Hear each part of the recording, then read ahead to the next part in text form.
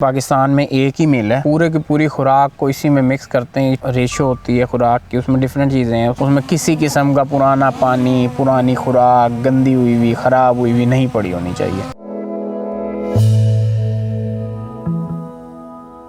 बिस्मिल्लाहिर्रहमानिर्रहीम। अस्सलाम वालेकुम नाज़रीन, AWC एग्री के साथ मैं हूं आपका मेज़बान ताहिर नदीम। नाज़रीन, आज हम अपने ऐसे नाज़रीन जो कैटल फार्मिंग से वाबस्ता हैं उनको ये बताएंगे कि जानवरों की बेहतर बढ़ोतरी के लिए एक मुतनासिब खुराक कैसे तैयार की जाती है, और इस हवाले से हमें बताएंगे नवाब ज़ुहैब फ़हीम साहब। तो आइए उनसे बात करते हैं। अस्सलाम वालेकुम नवाब साहब। वालेकुम अस्सलाम। जी सर, आपने जैसे देखा है अभी ये TMR मशीन बन रही है, तो इसके अंदर हमारा जो सिस्टम है, हम पूरे की पूरी खुराक को इसी में मिक्स करते हैं। TMR का मतलब होता है टोटल मिक्स राशन। तो हमारा जो भी राशन है TMR में डाल के तो वो मिक्स होता है और वो फिर डायरेक्ट जानवरों के सामने बंदरों में डाल दिया जाता है। इसके अंदर जो हमारा रेशो होती है खुराक की, उसमें डिफरेंट चीज़ें हैं। उसमें हम फॉडर, फ्रेश फॉडर डालते हैं, उसमें हम साइलेज डालते हैं, उसके अंदर हम बीट पल्प डालते हैं, चुकंदर का फोक जो होता है वो डालते हैं, और साथ में तूड़ी डालते हैं। सही। ये चार चीज़ें इस टाइम हम फार्म पे यूज़ कर रहे हैं। फिर हमारे पास जो है ऑन फार्म चीज़ें यूज़ होती हैं, जैसे आलू आ जाता है सीज़न में, इस तरह की चीज़ें जो हैं वो सब चीज़ें इसमें हम डाल के, इसके अंदर मुख्तलिफ कटर ब्लेड भी लगे हुए हैं, वो मिक्स भी करते हैं, इसको चॉप भी कर देते हैं और फाइन चॉप हो जाता है ये। फिर ये जाके हमारा बंदरों में डाल दिया जाता है। अच्छा, ये चुकंदर फोक की आपने बात की है, आप कहाँ से लेते हैं? चुकंदर फोक की एक मिल है मियाँ वाली साइड पे। आई थिंक पाकिस्तान में एक ही मिल है, तो वहाँ से जो है ना चुकंदर फोक हम मंगवाते हैं। तो आपके पास दो किस्म के जानवर हैं, दुधियाल भी हैं और फैटिंग वाले भी हैं। तो ये जो आप चारा तैयार करते हैं, ये दोनों जानवरों को यही डालते हैं या इसमें कुछ फ़र्क भी है? जी, दोनों जानवरों को हम यही डालते हैं, बस आगे उनके बाद इसके ऊपर जो है हम वंडा डालते हैं, जो मिल्किंग वालों का अलग है, फैटनिंग वालों का अलग है, बाकी खुराक सेम होती है। तो इसमें जो आपने कहा जी फ्रेश फॉडर इस्तेमाल करते हैं, वो फॉडर कौन सा होता है जो ज़्यादा जानवरों के लिए बेहतर है? जी, हम इस टाइम जो हम नॉर्मल डेज़ में यानी कि गर्मियों के दिनों में यूज़ कर रहे होते हैं रूट ग्रास। अच्छा। लेकिन आपको पता ही होगा कि जो सर्दियों के डेज़ होते हैं उसमें रूट ग्रास की कटाइयाँ नहीं आती। अच्छा। तो उस टाइम के ऊपर हम बरसीम और ये डाल देते हैं, ये थोड़ा सा डालते हैं। और एक हमने ग्रास लगाई हुई है, किंग ग्रास।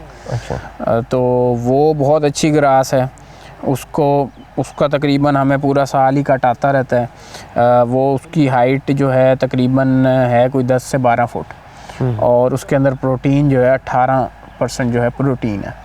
तो इस टाइम जो है हमारा उसका एक कट खड़ा हुआ था, जो सर्दियों का टाइम आया, हमारे पास और कोई ग्रास नहीं थी, तो हमने वो चॉप करके हम वो खिला रहे हैं। तो आपके नज़दीक जो फ्रेश फॉडर है वो ज़्यादातर कौन सा जानवरों के लिए बेहतर रहता है, ताकि हमारे जो नाजरीन, जो हमारे मवेशी पाल भाई हैं, वो उस किस्म का चारा काश्त करके अपने जानवरों को खिलाएं? देखिए, फ्रेश फॉडर के अंदर सबसे बेस्ट जो है ना रूट ग्रास है या ये किंग ग्रास है। दोनों ग्रास ऐसे हैं जो आपने एक दफ़ा लगा दिए तो 3-4 साल तक जो हैं वो लगे रहेंगे। और उसमें दूसरा फ़ायदा ये है कि इनकी प्रोटीन वैल्यू भी बहुत अच्छी है। इनको बस आपने लेना है, कट करके चॉप करके डाल देना। आपको ये नहीं है कि आपने हर 6 महीने बाद नया घास उगाना है या हर साल बाद नया घास उगाना है। वो आपका खड़ा है 4 से 5 साल आराम से निकाल देता है। तो चारे में जो आप मोलेसेस का इस्तेमाल करते हैं वो अलग से डालते हैं या चारे में ही मिक्स करते हैं? नहीं, हम मोलेसेस जो है, जैसे आपको फीडिंग टेबल हमारे दिखाई थी, उसके अंदर पानी था, पानी के अंदर ही मोलेसेस पहले मिक्स कर देते हैं, फिर उसके ऊपर से हम चारा डालते हैं।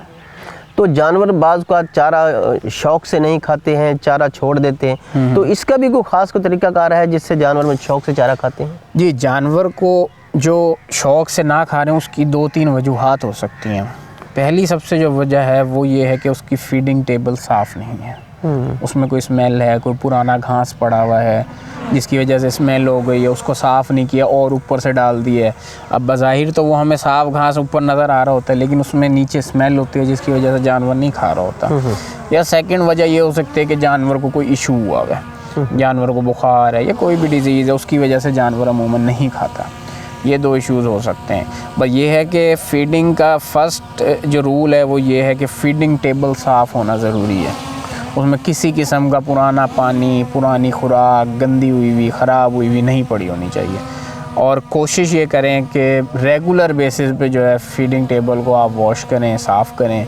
जो भी आपका तरीक़ेकार है साफ़ करने का, उसको लाजमी करें। अच्छा, हम देख रहे हैं कि हमारी बैक साइड पर जो साइलेज का ढेर लगा हुआ है, तो जानवरों को जो साइलेज देना ये किस हद तक मुफीद है? जानवरों को जो साइलेज है वो फैटनिंग के लिए भी, मिल्किंग के लिए भी बहुत अच्छा है, लेकिन खाली साइलेज देना भी सही नहीं है, क्योंकि उनको डाइजेशन में ज़रा इशू आ जाता है, जिसकी वजह से मोबादी हो जाता है पेट में। तो इसका ये है कि कोशिश यही करें कि साथ कोई ना कोई फॉडर मिला लें। अब जैसे सर्दियों में अक्सर लोगों को इशू होता है कि उनके पास फॉडर नहीं होता, तो वो ऐसे डायरेक्ट साइलेज डाल देते हैं। उससे 2-3 इश्यूज़ होते हैं। एक तो ये है कि जो कॉस्ट है ना वो बढ़ जाती है।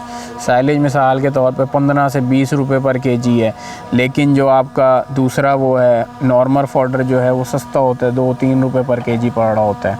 तो वो आपको यानी कि ईजी होता है लेना, जो यानी कि आपकी कॉस्टिंग जो है ना वो मैनेज कर रहा होता है। जानवरों का हाजमा दुरुस्त रखने के लिए, ताकि वो खुराक अच्छी तरह खाते रहे, उसके लिए क्यों आपके मसाला वगैरह इस्तेमाल करते हैं? जी जी बिल्कुल, उसके अंदर आता है स्टमक पाउडर के नाम से मसाला जात आते हैं, उसमें डिफरेंट चीज़ें मिली हुई होती हैं, तो वो डालते हैं।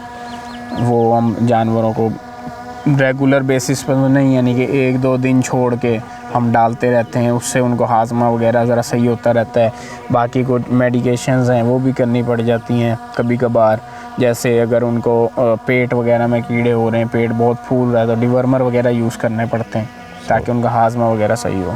बहुत बहुत शुक्रिया नवाब ज़ुहैब फ़हीम साहब, थैंक यू। नाजरीन, आपने जानवरों के लिए मुतनासिब चारे की जो खसूसियात हैं उसके हवाले से नवाब ज़ुहैब फ़हीम साहब की बातें सुनी।